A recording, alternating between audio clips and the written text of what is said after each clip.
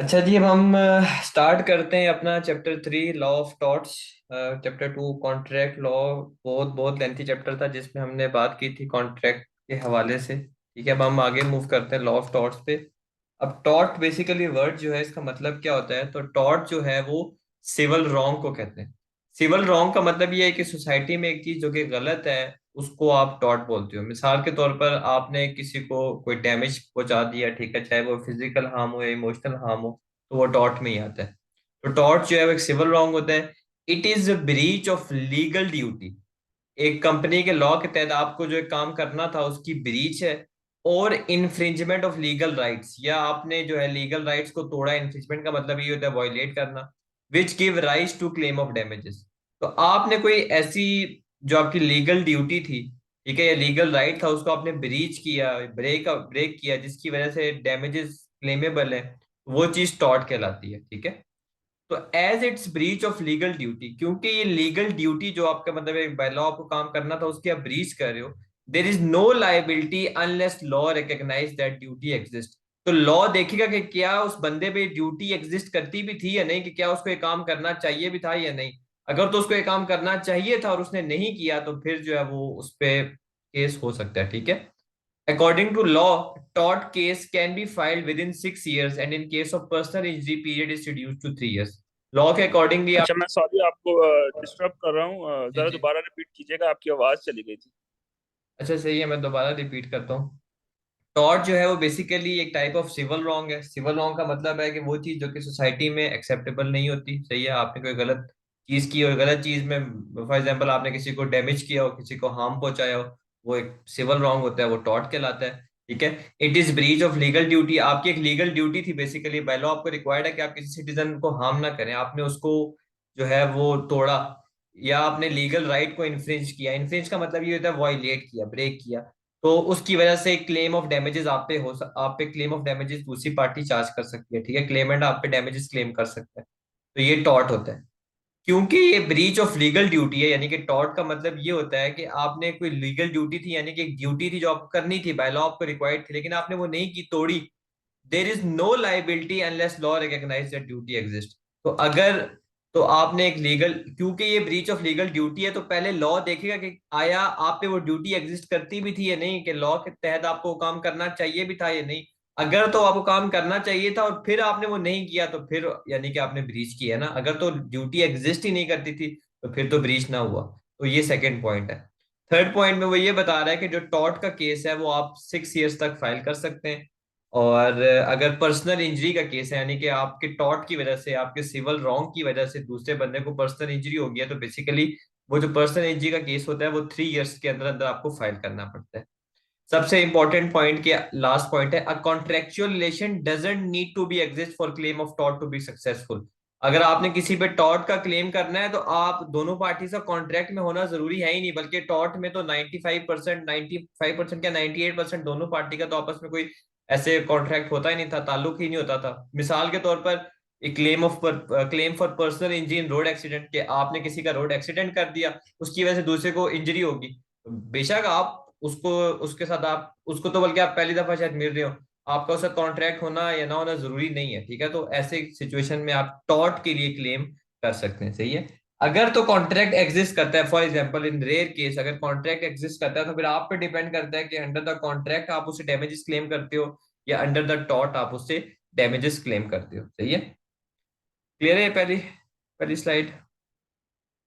जी जी। सही है, अब आ जाते हैं मेन चीज, मेन एलिमेंट्स ऑफ टॉर्ट के। टॉर्ट के केस में अगर आपने सक्सेसफुल होना है तो उसमें क्या चीज होनी चाहिए, तो तीन कंडीशंस है जिसको मेटअप होना चाहिए। Number 1, there must be N act और ओमिशन बाय डिफेंडेंट, कि डिफेंडेंट ने कोई ऐसा काम किया हो या कोई ऐसा काम जो उसे करना चाहिए था नहीं किया हो। ठीक है, तो पहली कंडीशन क्या होगी कि डिफेंडेंट ने कोई ऐसा काम किया या कोई ऐसा काम था जो उसे नहीं करना चाहिए था।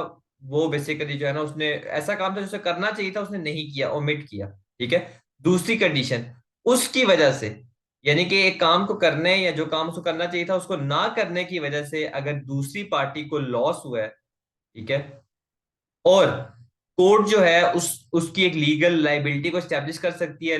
कोर्ट जो है बेसिकली बता सकती है कि सेकंड पार्टी को यानी कि क्लेमेंट को इतने अमाउंट का लॉस हुआ है, तो फिर जो है आप टॉर्ट का क्लेम कर सकती है। एक चीज आपने याद रखनी है कि जो टॉर्ट है उसके लिए जो लॉस है वो टू रिमोट जो है वो नहीं होना चाहिए। टू रिमोट की हमने बात की थी कि टू रिमोट का मतलब ये होता है कि अगर लॉस जो है वो अगर डायरेक्ट कॉन्सिक्वेंशियल है यानी कि नेचुरली अराइज हुआ है उस गलती की वजह से, तो फिर तो चलो ठीक है।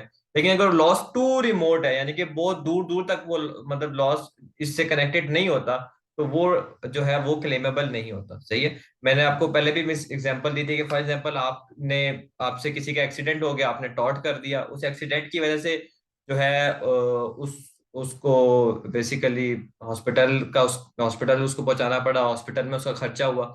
अब जो हॉस्पिटल में उसका खर्चा हुआ जितने भी दिन, फॉर एग्जाम्पल वो 15 दिन रहा है, अब वो जो लॉस आपने उसको दिया है ना, तो वो आपसे क्लेम कर सकते हैं। ठीक है।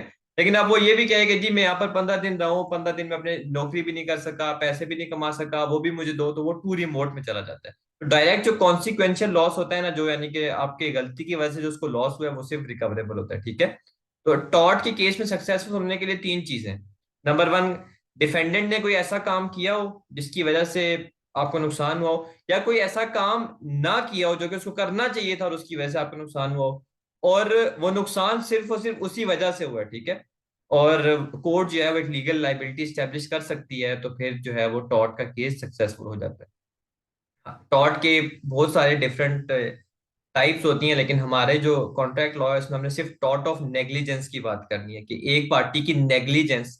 नेग्लिजेंस का मतलब क्या होता है? केयरलेसनेस की वजह से अगर दूसरी पार्टी को नुकसान हो जाए, तो फिर क्या सूरत हाल होती है, तो उस हवाले से जो है हम बात करेंगे। ठीक है। हमारा ताल्लुक सिर्फ टॉर्ट ऑफ नेग्लिजेंस से है कि एक पार्टी की केयरलेसनेस की वजह से दूसरी पार्टी को अगर कोई नुकसान होता है, तो वो बेसिकली नेग्लिजेंस कहलाता है। ठीक है। अब negligence is a breach of legal duty to take care. Negligence का मतलब क्या होता है? कि आपकी एक लीगल ड्यूटी है कि आपने केयर करनी है किसी भी चीज की। ठीक है। और आप उस चीज की केयर बेसिकली नहीं करते। आप जो है, जो आपकी एक लीगल ड्यूटी है कि आपने टेक केयर करना है, आपने ख्याल रखना है चीजों का, आपने अगर वो चीजों का ख्याल नहीं रखा और उसकी वजह से दूसरी पार्टी को डैमेज हो जाता है, तो ये नेग्लिजेंस कहलाता है। ठीक है। In order for an action in negligence to be succeeded, अगर आप चाहते हैं कि नेग्लिजेंस के एक्शन में सक्सेसफुल हो, तो क्लेमेंट यानी कि इनोसेंट पार्टी को तीन चीजें प्रूव करनी है। ये जो तीन चीजें बड़ी इंपॉर्टेंट है, ये तीन कंडीशन बहुत इंपॉर्टेंट है, इन्हीं पे ही जो है आगे आधा चैप्टर है। ठीक है। इन्हीं पे ही आधा चैप्टर है, इन्हीं को ही हमने डिटेल में डिस्कस करना है। मैं अगेन रिपीट करता हूँ, नेग्लिजेंस का मतलब होता है केयरलेसनेस। लॉ की नजर में नेग्लिजेंस का मतलब ये होता है कि आप सब सब पे, हर इंसान पे एक लीगल ड्यूटी होती है कि वो ख्याल रखे चीजों का। ठीक है। अगर वो आप ब्रीच करते हो, ठीक है, तो वो और आपकी ब्रीच की वजह से दूसरे को डैमेज हो जाते हैं, तो वो नेग्लिजेंस कहलाता है। ठीक है। अगर आपने नेग्लिजेंस के केस में आपने अगर सक्सेसफुल होना है, तो आपको तीन चीजें प्रूव करनी पड़ेंगी, यानी कि इनोसेंट पार्टी को, क्लेमेंट को। वो ये तीन चीजें, और इन्हीं तीन चीजों पे जो है ना हमने डिस्कशन करनी है। यही तीन चीजें जो है ये तकरीबन सारा चैप्टर कवर करती हैं। तो पहली चीज आपने क्या प्रूव करनी है कि duty of care was owed to him by defendant. कि डिफेंडेंट जो है उसका काम था कि वो ड्यूटी ऑफ केयर करे, यानी कि वो केयर करे अपनी तरफ से। ठीक है। डिफेंडेंट का काम था कि वो ड्यूटी ऑफ केयर करे। ठीक है। सेकंड, डिफेंडेंट ने वो चीज नहीं की जो ड्यूटी ऑफ केयर उसे करनी चाहिए थी, उसने वो नहीं की, और उस वजह से उसकी वो ड्यूटी ऑफ केयर ना करने की वजह से आपको नुकसान हुआ हो, तो फिर जो है आप टॉर्ट ऑफ नेग्लिजेंस के केस में सक्सेसफुल हो सकते हैं। मैं रिपीट करता हूँ, तीन कंडीशंस हैं टॉर्ट ऑफ नेग्लिजेंस को मीट करने के लिए। नंबर वन, के duty of care was owed to him by defendant. जो क्लेमेंट था, डिफेंडेंट का काम था कि उस डिफेंडेंट पे ड्यूटी थी कि क्लेमेंट की टेक केयर करे। ठीक है, पहली बात। दूसरी बात, डिफेंडेंट ने वो ड्यूटी ब्रीच की यानी कि टेक केयर नहीं की। तीसरी बात, उस ब्रीच की वजह से जो है वो लॉस होना चाहिए। तो तीन चीजें जो है ये सक्सेसफुल होनी चाहिए, तभी जाके तीन चीजें ये मेटअप होनी चाहिए, तभी जाके आप जो है टॉर्ट के केस में सक्सेसफुल हो सकते हैं या टॉर्ट का एक्शन ब्रिंग फॉरवर्ड कर सकते हैं। ये तीन चीजें क्लियर है? जी जी। सही है। अब चलते हैं मेन चीज पे, इंपॉर्टेंट चीज है, अब यहां से जो है ना चीजों को समझना है।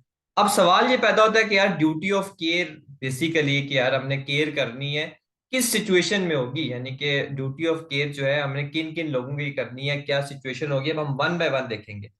तो duty of care, there is a duty to take reasonable care not to cause foreseeable harm to other. हर एक इंसान की एक ड्यूटी होती है कि वो अपनी तरफ से एक रीजनेबल केयर जो है वो करे, ताकि जो हार्म दूसरे को हो सकता है वो अवॉइड हो सके, ठीक है। यानी कि हर एक इंसान की रिस्पॉन्सिबिलिटी होती है कि वो केयर करे, ठीक है, वो ख्याल रखे चीजों का, ताकि उसकी ड्यूटी ऑफ केयर ना करना, अगर वो ये चीज नहीं करता तो दूसरे को नुकसान ना हो, ठीक है। तो ड्यूटी ऑफ केयर का मतलब ये होता है कि there is a duty to take reasonable care not to cause foreseeable harm to others.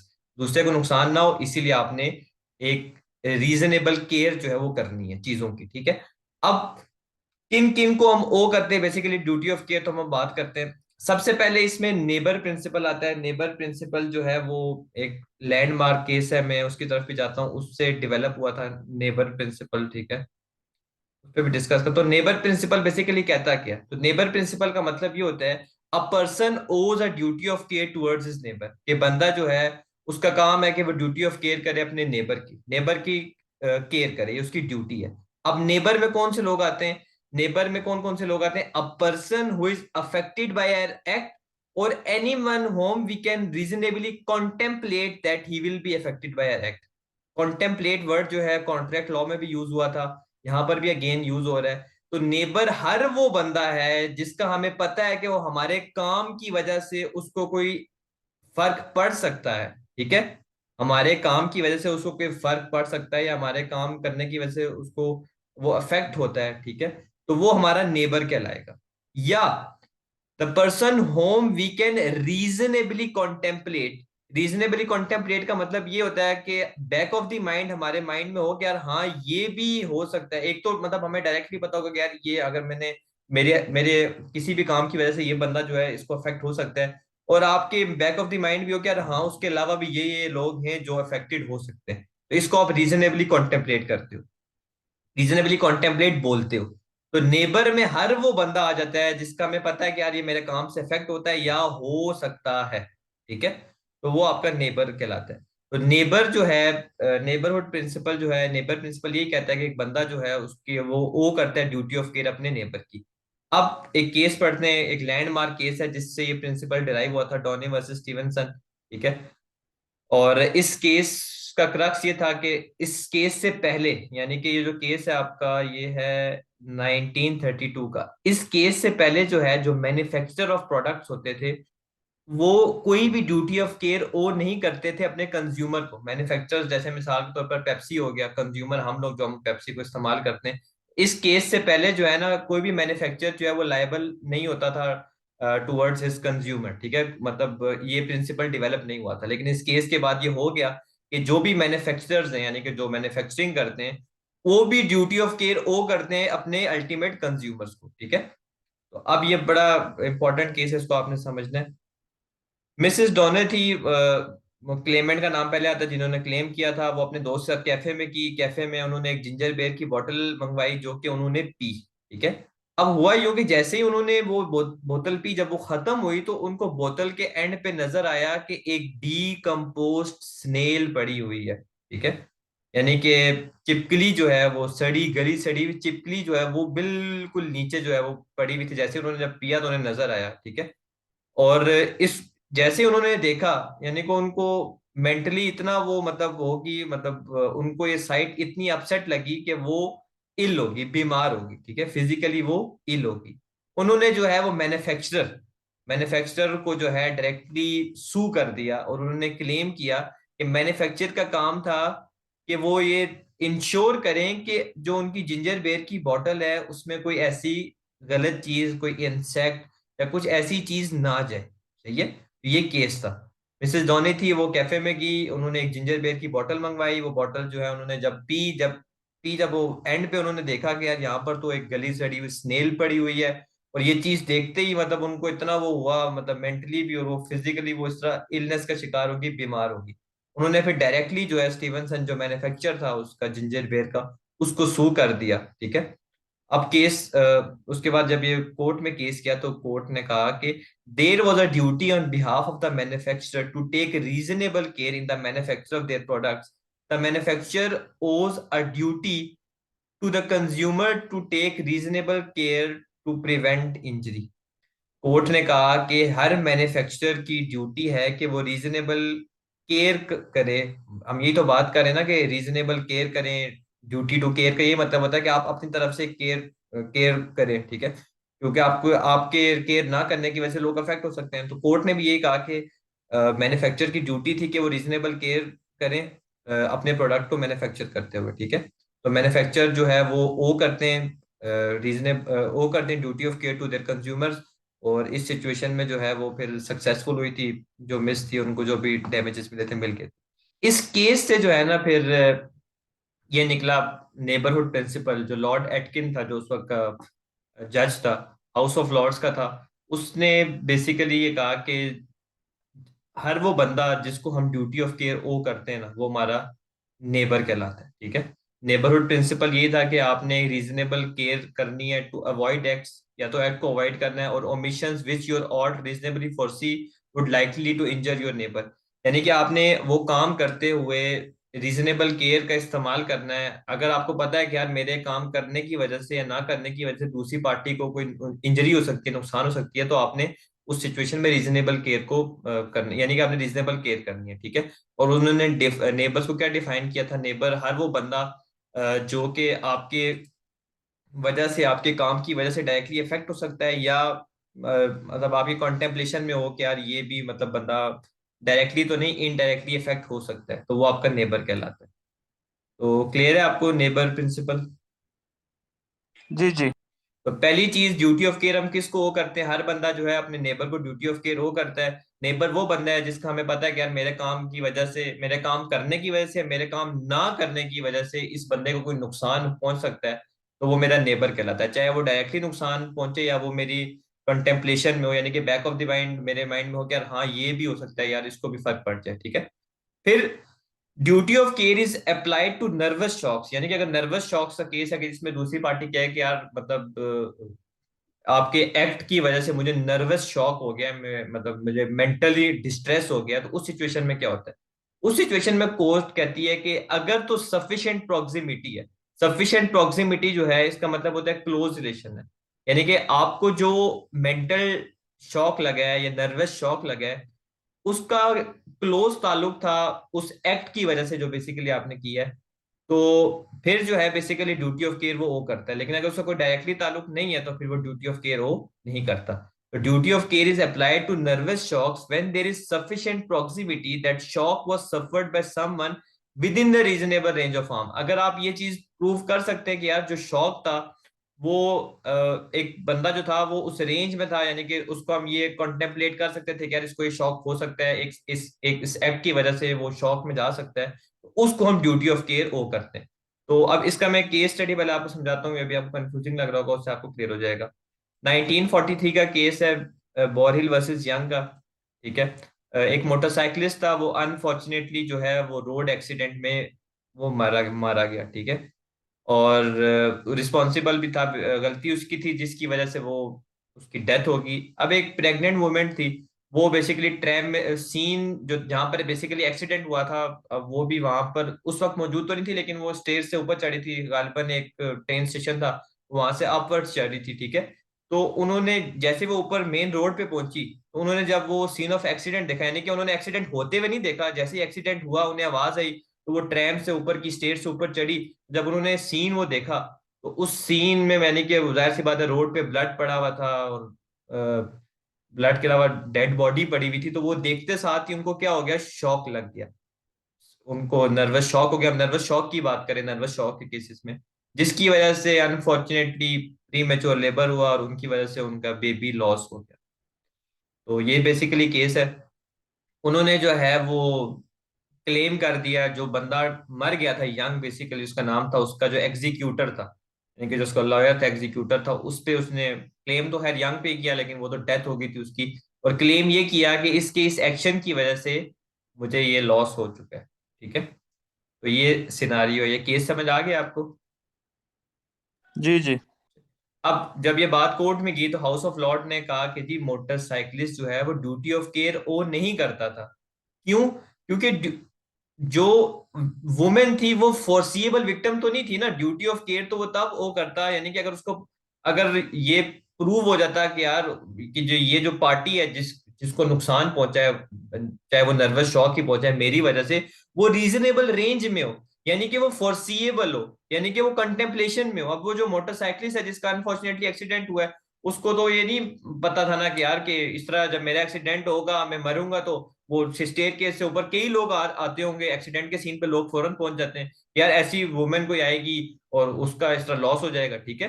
तो कोर्ट ने भी यही कहा कि वो ड्यूटी ऑफ केयर इसीलिए वो नहीं करता क्योंकि वो रीजनेबल रेंज ऑफ हार्म में नहीं थी। वो तो इवन एक्सीडेंट के सीन में भी प्रेजेंट नहीं थी। चलो अगर वो एक्सीडेंट के सीन पे प्रेजेंट होती, वो देखती, फिर हम कहते कि यार मोटरसाइकिलिस्ट की गलती की वजह से जो है ये सारा सीन सिनारियो बना और जो औरत है उसका नुकसान हुआ, फिर और स्टोरी होती। लेकिन वो तो यानी कि उस वक्त एक्सीडेंट के सीन में मौजूद भी नहीं थी, वो आफ्टर मैथ में आई थी, यानी कि जब हो चुका था उसके बाद जाहिर सी बात है जब एक्सीडेंट हुआ, आवाज सुनी, वो ऊपर आई, उन्होंने देखा, ठीक है। तो कोर्ट ने भी यही कहा कि जो मोटरसाइकिलिस्ट था वो ड्यूटी ऑफ केयर वो नहीं करता था।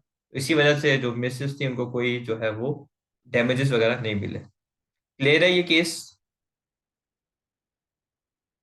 जी जी। तो मिसेस ने सू किसको करना था? एग्जी मोटरसाइकिलिस्ट तो मर गया था ना। मर गया, उसके एग्जीक्यूटर को किया था। एग्जीक्यूटर यानी कि जो उसके बिहाफ पे एक्ट करता है, जो लॉयर होता है, हर किसी का पर्सनल लॉयर होता है, उसको किया था। जी जी ठीक है। ठीक है।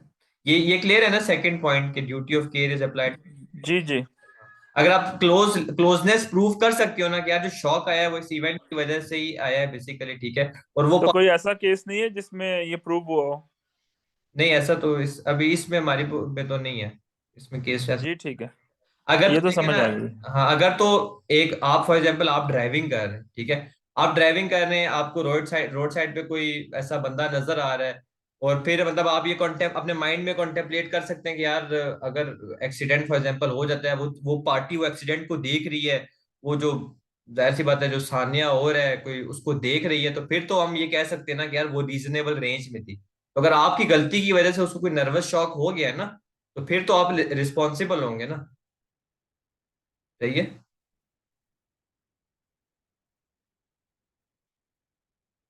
अब इसके बाद जो है duty of care is owed to secondary victim. Duty of care जो है वो सेकेंडरी विक्टिम को पार्टी ओ करती है। अब सेकेंडरी विक्टिम क्या होता है? Secondary victim is someone whose personal safety is not threatened. यानी कि सेकेंडरी विक्टिम वो कोई भी बंदा हो सकता है जिसको जाती तौर पर आपके एक्ट की वजह से नुकसान नहीं हुआ हुआ, लेकिन but who suffer psychiatric injury as a result of fear of other safety. यानी उस बंदे को जो है वो आपके एक्ट की वजह से उसको डायरेक्टली कोई नुकसान नहीं हुआ हुआ, लेकिन उसको नफ्सियाती या साइकेट्री कोई इंजरी हो गई हो, वही मेंटल डिस्ट्रेस हो गया हो दूसरे की सेफ्टी की फेयर की वजह से। या फिर अगर उसने कोई ऐसा हैरोइंग इवेंट का मतलब है कि जो सानिया उसने देख लिया है, तो जिसकी वजह से वो ट्रॉमा में चला गया, तो वो पार्टी जो है वो सेकेंडरी विक्टिम कहलाती है। तो हम सेकेंडरी विक्टिम को भी ड्यूटी ऑफ केयर ओ करते हैं, सही है। अब सवाल ये पैदा होता है कि अगर ऐसा कोई अनफॉर्चुनेट सानिया हो जाता है, ठीक है, अब सेकेंडरी विक्टिम तो हर कोई बंदा आके कहे जी मैं सेकेंडरी विक्टिम हूँ, मैंने ये सानिया देखा है, सानिया देख के मैं मेंटल डिस्ट्रेस में चला गया हूँ, मैं पागल हो गया हूँ, मुझे डैमेजेस दो। तो हर बंदा ये क्लेम कर सकता है ना कि आपकी गलती की वजह से कोई ऐसा मतलब इवेंट अगर आ गया है, तो वो तो हर कोई क्लेम करेगा कि यार मैं सेकेंडरी विक्टिम हूँ, मैंने वो सानिया देखा और मतलब मैं दिमागी तौर पर ये हो गया है, मफलूज हो गया हूँ, वो पैसे क्लेम करेगा। तो इसकी भी कुछ शर्त होती है सेकेंडरी विक्टिम क्लेम की भी। अगर आपने सेकेंडरी विक्टिम यानी कि आपने ये प्रूव करना है यार मैं सेकेंडरी विक्टिम था, और ड्यूटी मतलब आपके इस एक्ट की वजह से मुझे ये ट्रॉमा सहना पड़ा है, तो ये कंडीशंस मेट होंगी तब फिर ही आप जाके जो है वो क्लेम कर सकते हैं। Number one, victim must have close relation with injured और डेड पर्सन। यानी कि विक्टिम जो अपने आप को सेकेंडरी विक्टिम बोल रहा है, उसका जो दूसरे की सेफ्टी की इसको फिक्र थी, जिस बंदे की सेफ्टी की फिक्र थी, उसके साथ उसका कोई ताल्लुक होना चाहिए, ठीक है। अब अनफॉर्चुनेटली अगर वो इंजर्ड हो गया या अगर वो मर भी गया है, तो ताल्लुक कोई ना कोई आपका क्लोज रिलेशन होना चाहिए, क्लोज रिलेशन ऑफ लव, यानी कि वो आपका भाई हो, घर वाले हो, दोस्त हो। They must be present at accident और on the scene in immediate aftermath. वो जो विक्टिम जो बेसिकली अपने आप को सेकेंडरी विक्टिम बोल रहा है, वो एक्सीडेंट के टाइम वहां पर मौजूद होना चाहिए या बिल्कुल उसके फौरन बाद उसकी वहां पर मौजूदगी होनी चाहिए।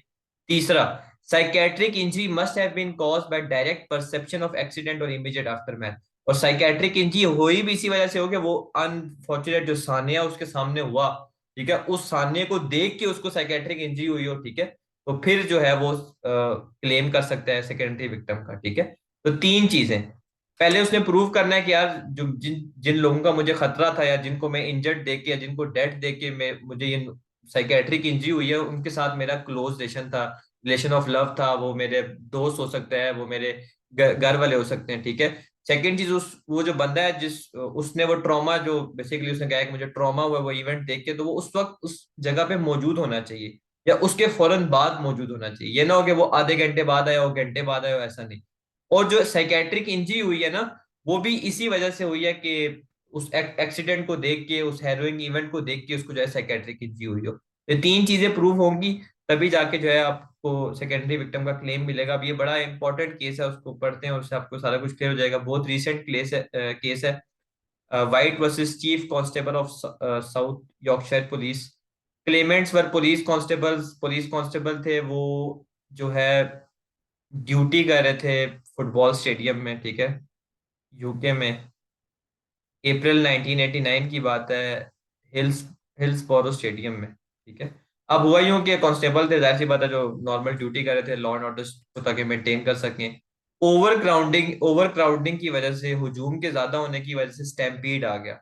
और स्टैम्पीड आने की वजह से अनफॉर्चुनेटली 95 जो पीपल थे उनकी डेथ होगी, और बाकी कई सारे जो है उनको इंजरीज होगी, ठीक है। अब जो ड्यूटी पे पुलिस मैन थे, उनमें एक ये बंदा था, वाइट, ये क्लेमेंट था, had to tend the victims to whom many of them suffered traumatic stress disorder। जाहिर सी बात है, पुलिस जो कांस्टेबल थे, जब उन्होंने देखा कि अपने आगे लाशें पड़ी हुई हैं, इधर लोग मतलब लोग इंजर्ड हैं, शोर शराबा है, वो एक हैरोइंग इवेंट जो था, यानी कि एक सानिया जो था, उन्होंने देखा, तो कई को क्या हो गया, पोस्ट ट्रोमेटिक स्ट्रेस डिसऑर्डर हो गया, ठीक है। Four of them were on duty at the stadium, and fifth one was responsible for stripping bodies and completing casualty form at hospital। चार जो है वो मौजूद थे स्टेडियम में, और पांचवा जो था वो उस वक्त उसने तो ये चीज तो नहीं देखी वो, लेकिन वो बाहर ऑन ड्यूटी था, उसका काम ये था कि बॉडीज को स्ट्रिप आउट करना, और जो हॉस्पिटल में कैजुअलिटीज फॉर्म में वैसी बात है जो उनके आइडेंटिफिकेशन में है उसको फिल आउट करना। Resultantly they claimed compensation for their psychiatric injury from the police department. उन्होंने क्या किया, उन्होंने क्लेम किया अपने पुलिस डिपार्टमेंट से कि हमने एक ये सानिया देखा है, एक हैरोइंग इवेंट देखा है, जिसकी वजह से हमें पोस्ट ट्रोमेटिक स्ट्रेस डिसऑर्डर हो गया है, और उन्होंने इसके लिए क्लेम कर दिया, ठीक है। अब बेसिकली हाउस ऑफ लॉर्ड जो है, उसने क्या फैसला सुनाया, हाउस ऑफ लॉर्ड ने ओवर रूल किया कोर्ट ऑफ अपील की डिसीजन को, ठीक है। हाउस ऑफ लॉर्ड जो है वो कोर्ट ऑफ अपील के ऊपर आता है, ठीक है। उन्होंने ओवर रूल किया, यानी कि कोर्ट ऑफ अपील ने इनको कंपनसेशन दे दी थी, लेकिन उन्होंने ये क्लेम को रिजेक्ट कर दिया। रिजेक्ट क्यों किया? It was established that the claimants were a secondary victim। A secondary victim is someone, अब ये वही secondary victim कहा जाता है कि सेकेंडरी विक्टिम वो होता है जिसकी पर्सनल सेफ्टी तो थ्रेटन नहीं होती, ठीक है। लेकिन वो ये सारी चीजें है, मैं ये पढ़ा चुका हूँ, ये हम यहाँ नीचे से पढ़ते हैं, यहाँ से, हाँ ठीक है। ये in order to succeed in their claim a secondary victim must satisfy three requirements. अगर एक बंदा अपने आप को सेकेंडरी विक्टिम कहता है कि यार मैंने एक हैरोइंग इवेंट देखा है, उसकी वजह से मुझे ट्रॉमा फेस करना पड़ा है, उसके लिए वो इस साइकेट्रिक इंजरी के लिए क्लेम करता है, तो उसको ये तीन चीजें फुलफिल करनी पड़ेंगी। पहली, उसका जो है वो क्लोज टाइज ऑफ लव और अफेक्शन हो उस बंदे के साथ जो इंजर्ड है या जिसकी डेथ हो चुकी है, ठीक है, in an accident attributable to negligence, ठीक है। बाकी second, they must have been present at the accident और seen in its immediate aftermath. And third, the psychiatric injury must have been caused by direct perception of accident और immediate aftermath and not upon receiving in second hand. In this case the claimant did not meet the first criteria. क्योंकि जो Clements थे जिन्होंने claim किया था, police man थे, वो पहला क्राइटेरिया मीट नहीं कर रहे थे। वो क्या था कि जो लोग जो इंजर्ड हुए हैं या जिनकी डेथ हो गई है उनके साथ क्लोज रिलेशन ऑफ अफेक्शन या लव हो, तो पुलिस मैन का उन लोगों के साथ कोई close relation of affection and love नहीं था, इसीलिए जो है वो सेकेंडरी विक्टिम के केस में सक्सेसफुल नहीं हो पाए, ठीक है। हाउस ऑफ लॉर्ड्स ने ये ओवर रूल की थी डिसीजन, कोर्ट ऑफ अपील ने उनको बेसिकली पैसे ये कह दिया था कि यार इनको डैमेजेस पे ऑफ किए जाएं। लेकिन जब ये बात ऊपर की, अपील जब उन्होंने की, जाहिर सी बात है पुलिस डिपार्टमेंट ने, हाउस ऑफ लॉर्ड ने रिजेक्ट किया क्लेम। उन्होंने कहा कि यार ये सेकेंडरी विक्टिम नहीं है, क्योंकि सेकेंडरी विक्टिम होने की तीन शराइतें। नंबर वन, कि जिन लोगों की इन्होंने इंजरी देखी है, जिन लोगों को इन्होंने मरता हुआ देखा है, उनके साथ इनका कोई गहरा ताल्लुक हो लव या अफेक्शन का। दूसरा, ये लोग मौजूद हों उस वक्त उस इवेंट में। तीसरा जो है, जो इंजरी इनको हुई है नफसियाती, जो इनको मेंटल स्ट्रेस हुआ है, जो भी साइकेट्रिक इंजरी हुई है, ट्रॉमा फेस करना पड़ा है, वो इसी वजह से हुआ हो। तो इस सिचुएशन में पुलिसमैन जो थे वो पहले जो कंडीशन थी उसको फुलफिल नहीं कर रहे थे, तो वो सेकेंडरी विक्टिम नहीं थे, तो वो डैमेजेस के लिए क्लेम नहीं कर सकते। ले रही है। जी जी।